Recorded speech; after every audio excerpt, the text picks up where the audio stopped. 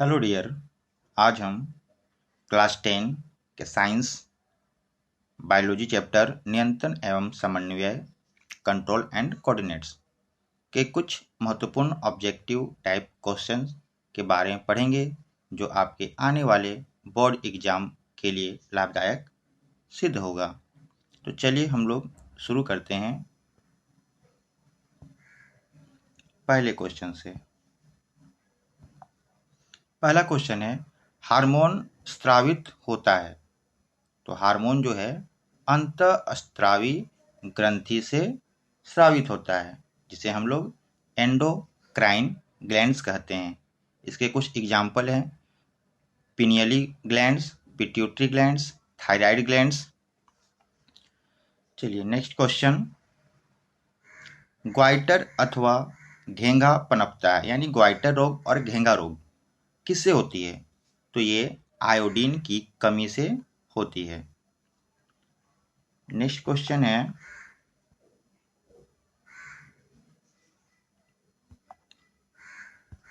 Thyroxine का स्रावन कहाँ होता है? तो थायरोक्सिन का जो स्रावन है ये हमारे थायरॉयड ग्लैंड से होती है।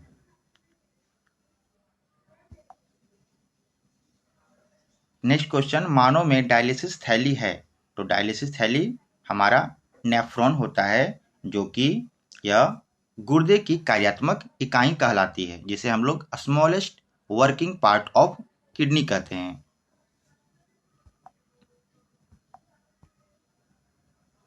नेक्स्ट क्वेश्चन है हमारा, भोजन का पचना किस प्रकार की अभिक्रिया है?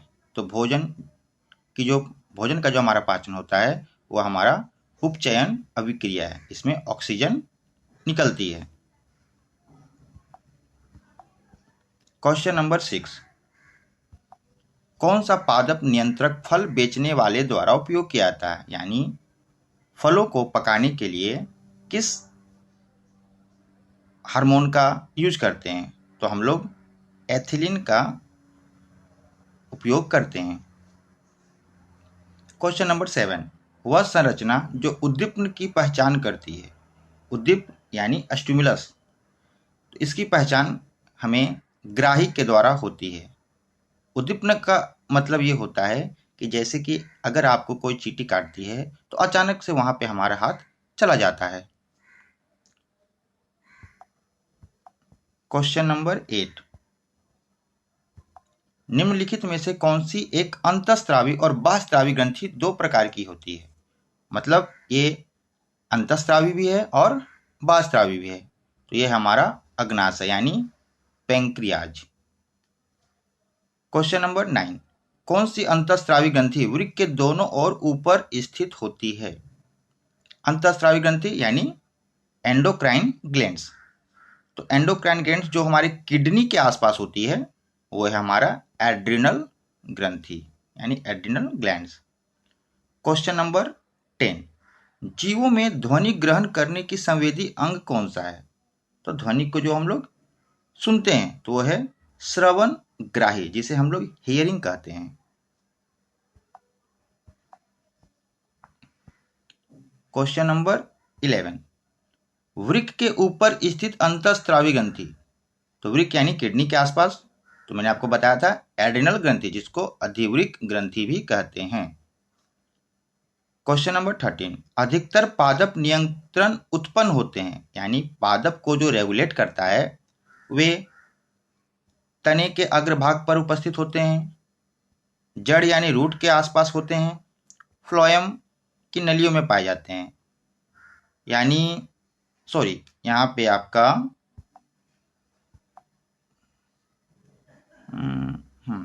अधिकतर पादप नियंत्रक कहाँ पाए जाते हैं? तो अधिकतर पादप नियंत्रक जो हैं वो तनों और जड़ यानी स्टेम एंड रूट के अग्रभाग में पाए जाते हैं। यानी हमारा आंसर हो जाएगा डी, ए और बी दोनों। क्वेश्चन नंबर 14, बीज रहित फलों के बनने को क्या कहते हैं? तो बीज रहित फलों के बनने को अनिषेचक फलन कहते हैं, जिसे हम लोग कहते हैं पार्थेनोजेनेसिस। तो ये हमारा आंसर ए होगा। क्वेश्चन नंबर 15, निम्नलिखित में से कौन सा पादप हार्मोन है? तो पादप हार्मोन यानी हमारा पादप हार्मोन साइटोकाइनिन है, जो सेल डिवीजन में मदद करता है। इंसुलिन ये तो हमारा पेंक्रियाज में पाया जाता है। एस्ट्रोजन ये हमारा स्त्री हार्मोन है, और थायरोक्सिन ये हमारे थायराइड द्वारा निकलती है। क्वेश्चन नंबर 16 लगता है मिसप्रिंट हो गया है।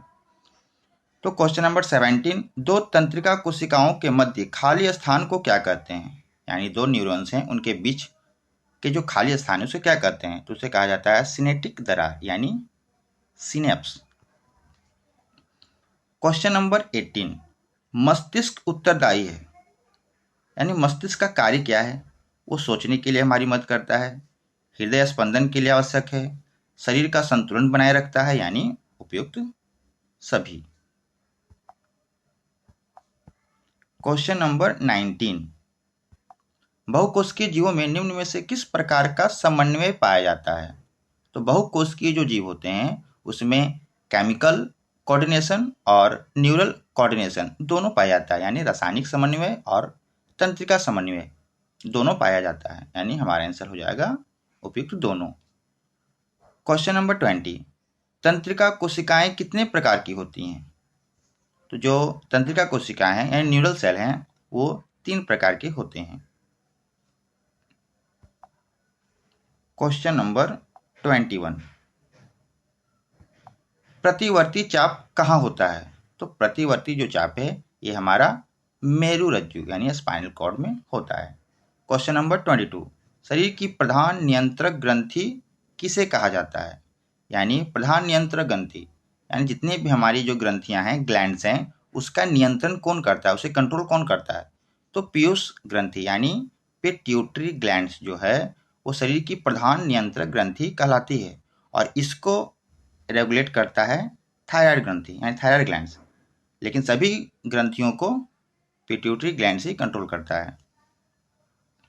क्वेश्चन नंबर 23, अंतःस्रावी ग्रंथियां होती हैं, अंतःस्रावी जो ग्रंथियां होती हैं वे नलिका विहीन होती है यानी डक्टलेस। कहने का अर्थ यह है कि इनमें कोई नली नहीं होती, ये हमारे ब्लड में डायरेक्ट ही इसे छोड़ देते हैं, स्त्राव कर देते हैं, ताकि शरीर के हर भाग में ये हार्मोन को आसानी से भेज सकें, इसलिए नलिका विहीन होती हैं।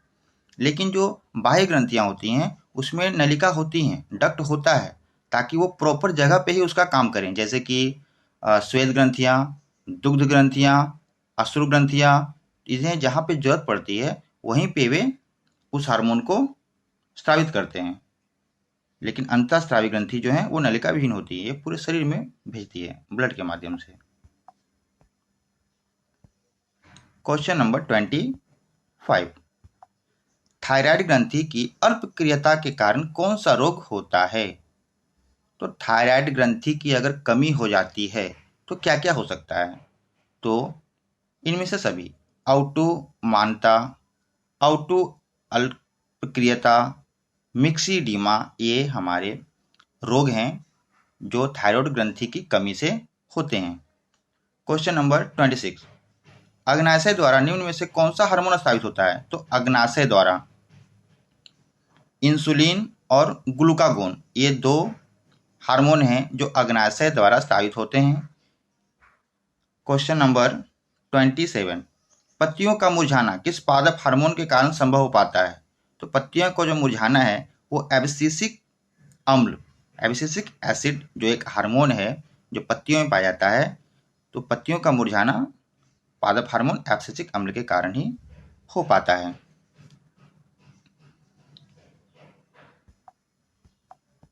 क्वेश्चन नंबर 28, साबित होने वाले हार्मोन का समय और मात्रा किस क्रियाविधि द्वारा नियंत्रित होता है?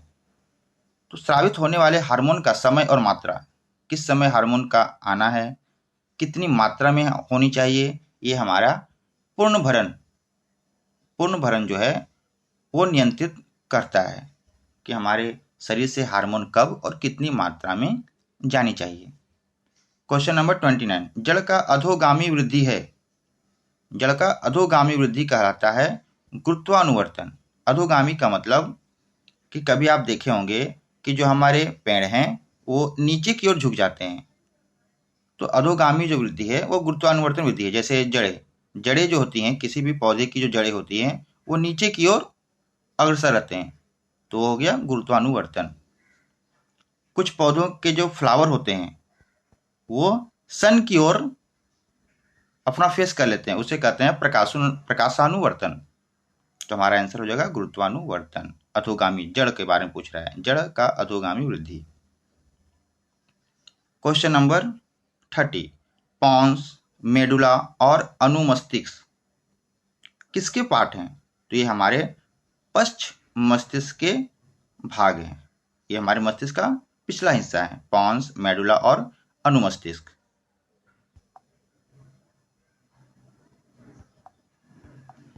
क्वेश्चन नंबर 31, निम्नलिखित में से कौन सी अनैच्छिक क्रिया नहीं है, यानी जिस पे हमारा कंट्रोल है, अनैच्छिक क्रिया नहीं है? तो वमन, चबाना ये तो हम पे डिपेंड करता है, यानी ये हमारी ऐच्छिक क्रिया है। वमन, भ्रमण, सोचना ये हमारे बस की नहीं है, ये अनैच्छिक क्रिया है। लार का आना, इसमें मेरा कोई कंट्रोल नहीं है, ये भी अनैच्छिक क्रिया है। हृदय का धड़कना, ये भी हमारा अनैच्छिक क्रिया है। लेकिन चबाना ये हम पे डिपेंड करता है कि हम किसी भोजन को कब चबाएं, यानी ये हमारा ऐच्छिक क्रिया हो जाएगी। क्वेश्चन नंबर 32, आउटू ग्रंथि को थायरोक्सिन हार्मोन बनाने के लिए क्या आवश्यक होता है? तो आउटू ग्रंथि को थायरोक्सिन हार्मोन बनाने के लिए सोडियम की आवश्यकता होती है, यानी आयोडीन की कमी हो जाएगी तो आउटू ग्रंथ हार्मोन की कमी हो जाएगी आयोडीन की, तो ग्लाइटर रोग हो जाता है, तो उसमें सोडियम पाया जाता है। क्वेश्चन नंबर 33, मस्तिष्क का कौन सा भाग शरीर की स्थिति तथा संतुलन का अनुरक्षण करता है?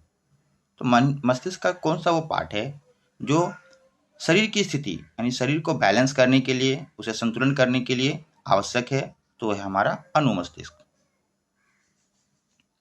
क्वेश्चन नंबर 34, पादप हार्मोन साइटोकिनिन आवश्यक है, तो साइटोकाइनिन का काम क्या है?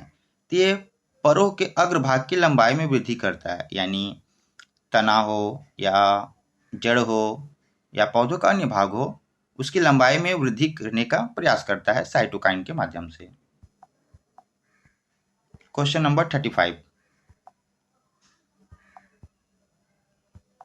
अनुकुंचन गति किस पौधे में पर प्रमाणित की जाती है? अनुकुंचन यानी जिसे टच करने पे वो कुछ रिएक्ट करे, जैसे कि छुई मुई का पौधा, इसे हम लोग टच करते हैं तो ये अपने आप को बंद कर लेता है, उसे हम लोग अनुकुंचन गति कहते हैं। क्वेश्चन नंबर 36, वृक्क किस तंत्र का भाग यानी किडनी जो है किस तंत्र का भाग है?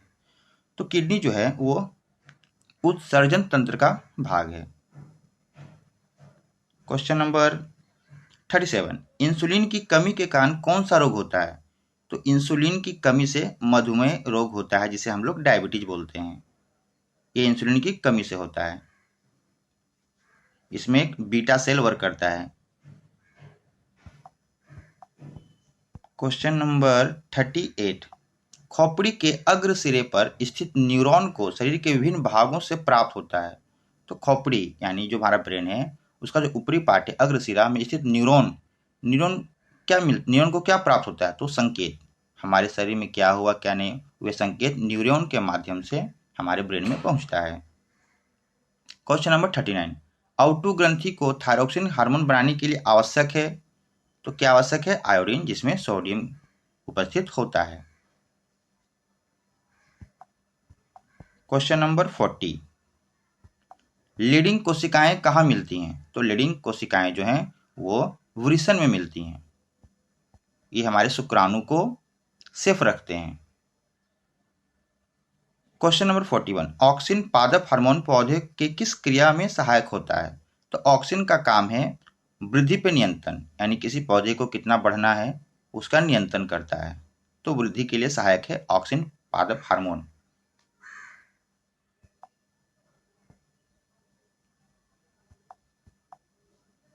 क्वेश्चन नंबर 42, तंत्रिका तंत्र का भाग है, तो तंत्रिका तंत्र का भाग है हमारा मस्तिष्क, रज्जु, स्पाइनल कॉर्ड, रीढ़, यानी इनमें से सभी जो है तंत्रिका तंत्र का भाग है। क्वेश्चन नंबर 43, एस्ट्रोजन, प्रोजेस्टेरॉन एवं रिलैक्सिन हार्मोन स्रावित होते हैं। तो एस्ट्रोजन, प्रोजेस्टेरॉन ये सब जो हैं वो स्त्री हार्मोन है, यानी ये अंडाशय में यानी अंडाशय से स्रावित होते हैं। क्वेश्चन नंबर 44, इनमें से कौन मादा जनन हार्मोन है, यानी मादा जनन हार्मोन। तो मादा जनन हमारा प्रोजेस्टेरॉन, एस्ट्रोजन, एस्ट्रिडियोल, यानी इनमें से सभी जो हैं वो हमारा मादा जनन हार्मोन हैं।